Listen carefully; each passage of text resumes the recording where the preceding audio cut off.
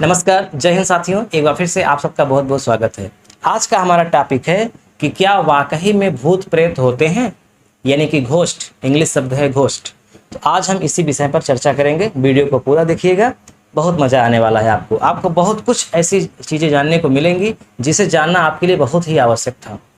देखिए, भूत, कभी कभी आप लोगों ने सुना होगा कि लोग अपने आप को कहते हैं ना कि मुझे भूत से डरा रहे हो, भूतों से डर लगता है। मतलब भूत से डरने का अभिप्राय ही हो गया कि मतलब मुझे मूर्ख समझते हो क्या।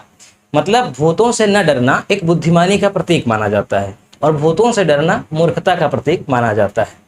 एक छोटे बच्चे को डरा दोगे, वहाँ भूत है मत जाना, वो डर जाएगा, नहीं जाएगा। लेकिन एक बुजुर्ग को आप भूत कह के नहीं डरा सकते। भले वो भूतों पर विश्वास करता है लेकिन वो नहीं डरेगा। बच्चा नहीं विश्वास करता, नहीं जानता कि भूतों की आत्मा है या नहीं है, फिर भी वो डरेगा क्योंकि वो अभी अज्ञान है। और बुजुर्ग व्यक्ति बहुत एक्सपीरियंस वाला हो गया है। तो हम क्या आज जानने वाले हैं, हम ये जानने की कोशिश करेंगे कि क्या वाकई में भूत होते हैं। इस पर धर्म क्या कहता है, यानी कि धर्म ग्रंथ क्या कहता है, सामाजिक लोग क्या कहते हैं और विज्ञान क्या कहता है। ये तीनों देखेंगे हम और फिर कुछ उदाहरणों के माध्यम से समझेंगे। देखिए, सबसे पहले हम देखते हैं धर्मशास्त्र क्या कहते हैं। धर्मशास्त्र, अब यहाँ धर्मशास्त्र से मतलब ये नहीं है कि हिंदू धर्मशास्त्र, यानी कि लगभग दुनिया के सभी धर्मशास्त्र, कुछ धर्मों को छोड़ करके जो नास्तिक प्रवृत्ति के हैं, बाकी सभी धर्मशास्त्रों में भूतों प्रेतों की मान्यता है, प्रेतात्माओं की मान्यता है। तो धर्मशास्त्र के अनुसार, यानी खासकर हिंदू धर्मशास्त्र के अनुसार 3 प्रकार की आत्माएं होती हैं। ठीक है, अब देखो, भूतों का संबंध आत्माओं से ही है। लोग कहते हैं ना कि भूत मतलब आत्मा, वो शरीर नहीं है। तो धर्मशास्त्र के अनुसार 3 प्रकार की आत्माएं मानी जाती हैं। पहले समझिए कौन कौन सी आत्माएं हैं। एक होती है जीवात्मा, एक होती है प्रेत आत्मा और एक होती है सूक्ष्म आत्मा। तो पहले इनके बारे में संक्षिप्त में जान लेते हैं कि ये तीनों का मतलब क्या है। जीवात्मा का मतलब होता है कि जो आत्मा जीवित शरीर में है, जीवित मनुष्य में जो आत्मा है वो जीवात्मा है। चलते फिरते मनुष्य में जो आत्मा है, धर्मशास्त्र के अनुसार वो जीवात्मा है। ठीक। प्रेतात्मा यानी चलते फिरते मनुष्य के अंदर ही आत्मा है, लेकिन वो आत्मा एकदम बहसी है, हवस की शिकार है वो आत्मा। मतलब वो प्यासी है, एक तरह से दरिंदा है, दुष्ट प्रवृत्ति का है अगर वो व्यक्ति, तो उसे प्रेत आत्मा कहा जाता है। यहाँ प्रेत का मतलब कोई अलग से कोई सत्ता नहीं है, मनुष्य के ही अंदर जो आत्मा दुष्ट प्रवृत्ति की है उस आत्मा को प्रेत आत्मा कहा गया धर्मशास्त्र में। और वही आत्मा जब सूक्ष्म शरीर को धारण कर लेती है तो उसे सूक्ष्म आत्मा कहते हैं। ये धर्मशास्त्रों की मान्यता है। अब देखिए, व्यक्ति की जब मृत्यु होती है, धर्मशास्त्र के अनुसार व्यक्ति की अगर स्वाभाविक मौत होती है, स्वाभाविक का मतलब होता है कि व्यक्ति बुजुर्ग हो करके अपने आप मर जाए, उसे स्वाभाविक मौत बोलते हैं। तो अगर व्यक्ति की स्वाभाविक मौत होती है तो उसकी आत्मा नहीं भटकती। लेकिन अगर व्यक्ति किसी जिज्ञासा में मर जाए, यानी उसकी कोई आवश्यकता अधूरी रह जाए, बहुत इच्छा है किसी चीज को प्राप्त करने की लेकिन वो प्राप्त नहीं कर सका, यानी वो व्याकुल रहा, उसके लिए लालायित रहा जीवन भर, वो मर जाए या आत्महत्या करके मर जाए या बीमारी से मर जाए या कोई उसको मार डाले। ठीक, यानी वो अगर अपनी इच्छा को अधूरी लिए ही मर गया, स्वाभाविक मौत नहीं मरा, तो उसकी आत्मा इस मृत्यु लोक में भटकती रहती है, ये धर्मशास्त्र कहते हैं। और वही भटकती हुई आत्मा उन व्यक्तियों को परेशान करती है जो व्यक्ति दुष्ट प्रवृत्ति के होते हैं, यानी कि प्रेत आत्मा होते हैं, और उनका ईश्वर पर विश्वास कम होता है, यानी वो पूजा पाठ में विश्वास कम करते हैं। ये धर्मशास्त्र ऐसा कहता है। बाइबल में भी दुष्ट आत्माओं का बहुत जिक्र है। ईसा मसीह कई जगह जो है दुष्ट आत्माओं को निकालते हैं। यहाँ पवित्र आत्मा और दुष्ट आत्मा दोनों का जिक्र किया गया है। पवित्र आत्मा को बताया गया है कि वो आत्मा जो हमारी मदद करती है, जो गुड है, और एक दुष्ट आत्मा जो हमें नुकसान पहुंचाती है। तो उन दुष्ट आत्माओं से ग्रसित व्यक्तियों को ठीक करने का जिक्र बाइबल में किया गया है। तो यानी बाइबल भी इन आत्माओं को मानती है, अन्य बहुत सारे धर्मशास्त्रों में है। अब देखिए, अब हम देखते हैं कि विज्ञान क्या कहता है। विज्ञान, क्योंकि हम लोग ना विज्ञान के युग में जी रहे हैं, इसलिए धर्मशास्त्र की बात मानना ठीक है, वो तो विश्वास और आस्था पर आधारित है, हम खारिज कर सकते हैं, वो हमारी मर्जी। लेकिन विज्ञान की बातों को तो खारिज नहीं कर सकते। विज्ञान ये बताता है, विज्ञान तो इसको सिरे से खारिज कर देता है, लेकिन विज्ञान में एक शाखा है पैरासाइकोलॉजी, ये अध्ययन कराती है पैरासाइकोलॉजी। ये एक डिपार्टमेंट ही बनाया गया है जिसमें 3 चीज़ों का अध्ययन किया जाता है। रिसर्च कर रही है ये विभाग, लेकिन अभी उसका निष्कर्ष नहीं निकाल पाई है। ये क्या रिसर्च कर रही है? एक तो ये कि असाधारण काम जो होते हैं या विचित्र कार्य, कभी कभी कुछ ऐसे कार्य हो जाते हैं जो हमारी समझ से परे होते हैं, जिनको हम डिफाइन ही नहीं कर सकते कि ये हो कैसे गया। बहुत सारे कार्य हैं वो, तो उस पर रिसर्च कर रही है कि ये कैसे हो गया है। एक तो मस्तिष्क कल्पना करता है कुछ, यानी हम कुछ भी ऐसा कल्पना करते हैं जो इस दुनिया में एक तरह से नहीं है, ना ही हमने कभी देखा है, फिर भी उसका चित्र हमारे दिमाग में आता है। कोई ऐसी चीज जो है ही नहीं, जिसको हमने कभी नहीं देखा वास्तविक दुनिया में, ना कभी सुना है, फिर भी वो हमारे मस्तिष्क में आती है, उसका चित्र बनता है, उसका आभास होता है। तो ये कैसे होता है इस पर। और तीसरा कि मृत्यु के बाद जो संवाद करते हैं लोग, खास करके यहाँ पर भूत का नाम ले लीजिए, भूत या प्रेतात्मा, उनसे कैसे संवाद करते हैं। यानी कुछ लोग ये क्लेम करते हैं कि मैं जो है भूतों से बात करता हूँ, है ना, आत्माओं से बात करता हूँ। यानी कि व्यक्ति मर गया है लेकिन उसकी आत्मा भटक रही है, अगर उसका मर्डर हुआ है तो वो आत्मा किसी के शरीर में सवार होकर के ये बताती है कि हमारा मर्डर किसने किया है। तो इस तरह का जो क्लेम करते हैं, तो ये तीनों चीज़ों पर रिसर्च करती है पैरासाइकोलॉजी, लेकिन अभी कोई निष्कर्ष नहीं निकाल पाए। लेकिन जितना भी रिसर्च हुआ है उसमें विज्ञान ये कहीं नहीं ये कह रहा है कि मतलब भूत होते हैं। एक प्रसिद्ध भौतिक विज्ञानी हैं आइंस्टीन, अल्बर्ट आइंस्टीन, सभी लोगों ने नाम सुना है। उन्होंने एक सिद्धांत दिया है कि ऊर्जा न पैदा होती है और न ही नष्ट होती है, यानी ऊर्जा शाश्वत है। ऊर्जा का सिर्फ ट्रांसफॉर्मेशन होता है, यानी एक स्थान से दूसरे स्थान तक जाती है, एक रूप से दूसरे रूप में परिवर्तित होती है। ये सिद्धांत आइंस्टीन का है। और आइंस्टीन ये बताते हैं कि जब मनुष्य मरता है उसके अंदर ऊर्जा है, ठीक, ऊर्जा से ही व्यक्ति खड़ा है, सारा कार्य कर रहा है, उसकी वृद्धि हो रही है। तो मनुष्य जब मर जाता है तो उसकी ऊर्जा का क्या होता है? उसकी ऊर्जा तो रहती ही है। तो आइंस्टीन कहते हैं कि उसकी ऊर्जा जो है इस हमारे पर्यावरण में गुम हो जाती है। गुम होने का मतलब जैसे हमारा शरीर मिट्टी में गया, आग में गया, हमारे शरीर को कोई जीव जंतु खाया या कुछ पानी वाष्प के जरिए उड़ा, तो कहने का मतलब कि ये विभिन्न स्रोतों में ऊर्जा व्याप्त हो जाती है, गायब नहीं होती। वो किसी न किसी रूप में, मतलब मनुष्य की ऊर्जा वो एक तरह से हजारों रूपों में परिवर्तित हो जाती है। और ये बहुत सूक्ष्म ऊर्जा होती है, इसको देखा नहीं जा सकता, इसका आभास नहीं किया जा सकता। अब अगर आत्मा एक ऊर्जा है, तो आत्मा को जो लोग क्लेम करते हैं कि भूत के रूप में हमने देखा है, तो फिर वो कपड़ा क्यों पहने रहती है? यानी इसका मतलब वो एक कल्पना मात्र है, उसका एक चित्र बनाया गया है। और बचपन से ही किस्सा कहानी के माध्यम से, फिल्मों के माध्यम से हमारे दिमाग में वो बात आ गई है कि ऐसे ही भूत होते हैं, ऐसे ही प्रेत होते हैं। इस पर विज्ञान क्या कहता है, मैं आपको एक उदाहरण के माध्यम से समझाता हूँ, बात पूरी समझ में आ जाएगी। जब वैज्ञानिकों से ये पूछा गया कि व्यक्ति जब जो भूतों को मान रहा हो या ना मान रहा हो, लेकिन जब वो किसी ऐसी जगह, सुनसान जगह जाता है, मान लीजिए कि वो किसी खंडहर में जा रहा है, तो उसे डर क्यों लगता है? खास करके रात में तो बिल्कुल नहीं जा सकता। उसे किस चीज़ का डर लगता है जब भूत होते ही नहीं है? तो इस पर विज्ञान ये कहता है कि देखिए, जब हम अंधेरे में जाते हैं तो हमारे आँख में 2 चीज़ें होती हैं रेटिना में। एक चीज़ होता है रॉड्स, एक होता है कोन्स। रॉड्स क्या होता है?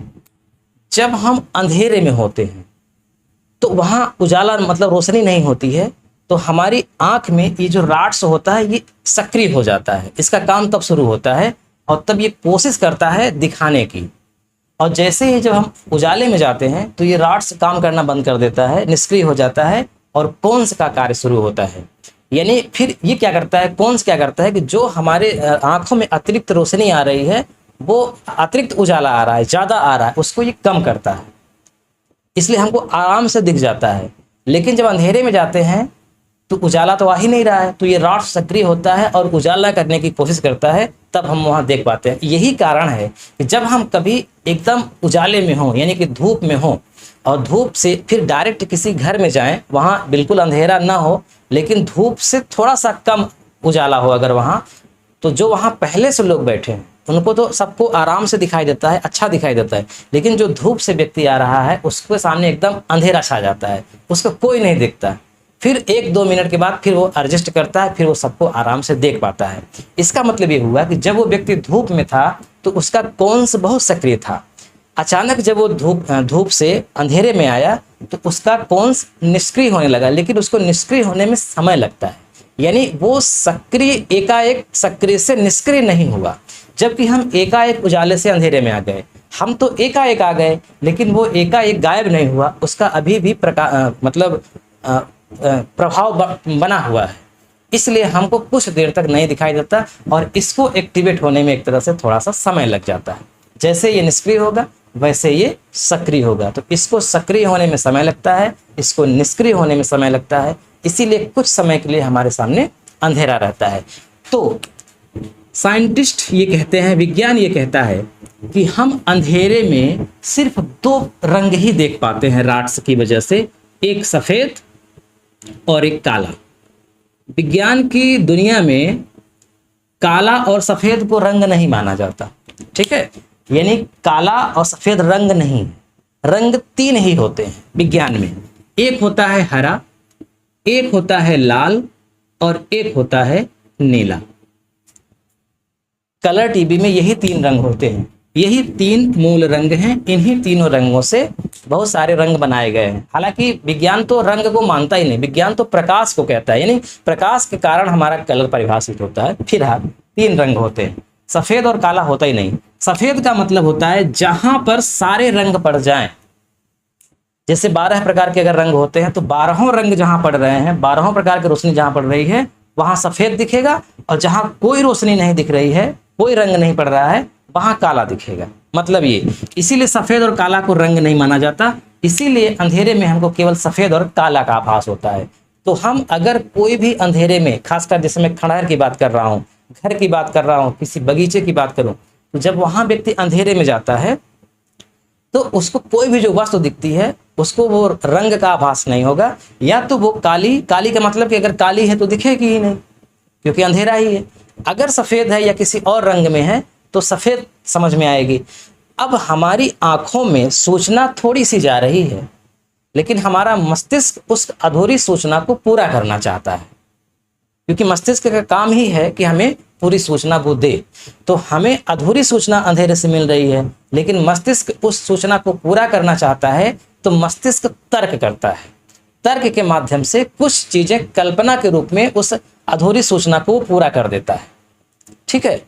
अब वो तर्क क्या करता है? तर्क वही जो हमने बचपन से पढ़ा है, देखा है। जैसे बचपन से हमने भूतों और प्रेतों की कहानियाँ सुनी हैं, हॉरर फिल्मों में हमने खंडहरों में भूतों को देखा है, हिंदी फिल्मों में भी भूतों को देखा है कि पुरानी हवेलियों में भूत रहती हैं, चुड़ैल रहती हैं। तो जब भी व्यक्ति वहाँ पहुँचता है और वो इस तरह की वस्तुएं सफ़ेद और काली देखता है तो उसका मस्तिष्क तर्क करता है। तर्क उसी आधार पर करता है जो अभी तक उसने सीखा है, जाना है, देखा है, और उस अधूरी सूचना को वो पूरा करना चाहता है। इसीलिए वो सूचना कौन सी होगी? वही जो हमने अभी तक पढ़ी है, देखी है, जानी है, समझिए। इसके अलावा कुछ सोच ही नहीं पाएगा। तो कहने का मतलब हमें वहाँ पे भूतों का आभास होने लगता है क्योंकि हमने वही देखा है, और हमें डर लगता है, ठीक है, घबराहट होती है, बीपी बढ़ जाती है, हृदय की धड़कन तेज हो जाती है। कभी कभी हम इतना घबरा जाते हैं, इतना डर जाते हैं कि उसके कारण हमको बुखार हो जाता है, हमारी तबीयत खराब हो जाती है, और हमारे मन में ये बसा रहता है कि वहाँ पर मैं गया था, भूत से डर गया, इसलिए मैं दवा से नहीं ठीक होऊंगा, इसलिए किसी ओझा के पास, किसी पंडा के पास मुझे जाना चाहिए। ये साइकोलॉजिकल प्रॉब्लम है। फिर जैसे ही हम वहाँ जाते हैं तो हमारी आधी बीमारी तो वैसे ही दूर हो जाती है, ये सोच करके कि हम वहाँ भूतों से डरे थे, इसलिए कोई भूत भगाने वाला मिलेगा तभी ठीक होंगे, अन्यथा नहीं। हालांकि इसको मैं और आपको कभी डिटेल में बताऊंगा, लेकिन विज्ञान जो कहता है उसको मैंने बहुत शॉर्टकट में आपको संक्षिप्त में समझाने की कोशिश किया है। गीगर काउंटर इलेक्ट्रोमैग्नेटिक फील्ड्स एक सिस्टम होता है, एक मशीन होती है जो यही भूतों को पकड़ने के लिए, रिसर्च करने के लिए बहुत जगह लगाई गई थी। बड़ा इस पर एक्सपेरिमेंट हुआ, रिसर्च हुआ, लेकिन कोई नहीं आभास, कुछ नहीं। अब तो मोबाइल ऐप्स भी आ गए हैं घोस्ट पकड़ने वाले, कि हम वहाँ लगा देंगे तो अगर घोस्ट आएंगे उस पर बत्ती जलेगी, वो सूचना देंगे ऐसा, लेकिन ऐसा कुछ नहीं। आप एक छोटे से उदाहरण के माध्यम से समझिए। जब एक बच्चा होता है 1 साल 2 साल 3 साल 4 साल का, अभी वो एकदम अनजान है, अभी वो कुछ भी नहीं जानता है ना, कुछ भी नहीं जानता। एक बुजुर्ग व्यक्ति जो 80 साल का है, वो लगभग सब कुछ जान चुका है, बहुत अनुभव है उसको देश दुनिया का, है ना। सब कुछ जानने का मतलब कि उस बच्चे से तो बहुत कुछ जानता है। अब एक जगह जाना है, छोटे बच्चे से बता दिया जाए कि वहां मत जाना, वहां भूत है, छोटा बच्चा डर जाएगा, नहीं जाएगा। जबकि वो छोटा बच्चा अभी इस स्थिति में नहीं है कि वो समझ भी पाए कि भूत होता है कि नहीं, फिर भी वो डर जाएगा, नहीं जाएगा। लेकिन एक बुजुर्ग व्यक्ति, खासकर गांव का, जो ये सिद्ध कर चुका है अपने दिल और दिमाग में कि भूत होते हैं, कोई काट नहीं सकता, इसकी सत्ता है, स्पष्ट रूप से क्लियर है उसका कॉन्सेप्ट कि भूत होते हैं, फिर भी उसको कहा जाए कि आप उस पेड़ के नीचे चले जाएं, उस घर में चले जाएं, वहां भूत है, तो वो बुढ़ा इंसान शायद नहीं डरेगा, चला जाएगा। जबकि वो जानता है कि भूत होते हैं, फिर भी वो नहीं डरेगा। लेकिन बच्चा नहीं जानता कि होते हैं कि नहीं, फिर भी वो डरेगा। इसका रीजन क्या है? बुजुर्ग व्यक्ति के मन में ये कॉन्सेप्ट है कि भूत होते हैं, लेकिन पूरा जीवन उसका बीत गया, कभी मुकाबला नहीं हुआ, कभी साक्षात्कार ही नहीं हुआ उसका। इसलिए उसके मन में एक बात और बस गई है कि भले होते हैं लेकिन मुझे नहीं मिलेंगे, ठीक है। इसलिए वो चला जाएगा, वो डरेगा नहीं। लेकिन छोटा लड़का डर जाएगा, उसको कोई अनुभव नहीं है। तो कहने का मतलब विज्ञान ये कहता है कि अगर एक माँ बाप के 2 बच्चे हों, एक बच्चे को भूतों की, प्रेतों की कहानियां बिल्कुल ना सुनाई जाएं, हॉरर फिल्म बिल्कुल ना दिखाई जाएं, नाटक नौटंकी में भूतों का चित्र, कहानियां बिल्कुल ना दिखाया जाए, कोई चर्चा ही ना की जाए उसके सामने, और दूसरे लड़के के सामने ये सारी चर्चा की जाए, तो बड़ा होने पर वो लड़का जिससे मतलब कुछ भी कहानी नहीं कही गई है, जिससे कोई सूचना नहीं दी गई है भूतों की, वो बिल्कुल भी नहीं डरेगा। और जिसको बताया गया है, कहानियां सुनाई गई हैं, वो व्यक्ति बहुत डरेगा। यानी उसके अनकॉन्शियस में ये बात बैठ गई है, वो कभी निकल नहीं पाएगी। वो कितना भी पढ़ा लिखा व्यक्ति हो जाए, कितना भी विद्वान हो जाए, कितना भी वो किताबों के माध्यम से ये सिद्ध कर दे कि भूत नहीं होते, लेकिन बचपन में अगर उसने कहानी सुनी है, डर उसके अंदर बैठ गया है, तो उस जीवन भर उसके दिमाग से नहीं निकलेगा, वो रहेगा ही रहेगा। हाँ, अलग बात है कि जानकारी होने के बाद वो अंधविश्वास से बच जाएगा, बीमार होने के बाद डॉक्टर के पास जाएगा, ये बात सही है। लेकिन कहिए कि उसका डर निकल जाए, असंभव है, डर नहीं निकलेगा। तो निष्कर्ष पर आते हैं। निष्कर्ष मेरा खुद का व्यक्तिगत मानना है कि देखिए, आईक्यू का मामला है, दिमाग का मामला है। जो व्यक्ति पढ़ा लिखा होगा, दिमाग से मजबूत होगा, वो विज्ञान की बात मानेगा और भूत प्रेत आत्माओं के चक्कर में नहीं पड़ेगा। ये प्रैक्टिकल बात है। जो थोड़ा सा आईक्यू का लो होगा, कम पढ़ा लिखा होगा, वो इन सब चीज़ों के चक्कर में ज़्यादा पड़ जाएगा, क्योंकि उसके अंदर तर्क करने की शक्ति उतनी नहीं है। ये मामला आईक्यू, दिमाग और उसकी क्षमता का है, और साथ में अध्ययन का है। तो ठीक है, बस आज यहीं पे विराम लेते हैं। भूतों और प्रेतों पर आपका क्या मत है? आपका क्या कभी साक्षात्कार हुआ है? आप इस पर क्या सोचते हैं? आप अपनी राय कमेंट बॉक्स में दीजिए। ठीक है, वीडियो देखने के लिए आपका बहुत बहुत धन्यवाद। मिलते हैं नेक्स्ट वीडियो में।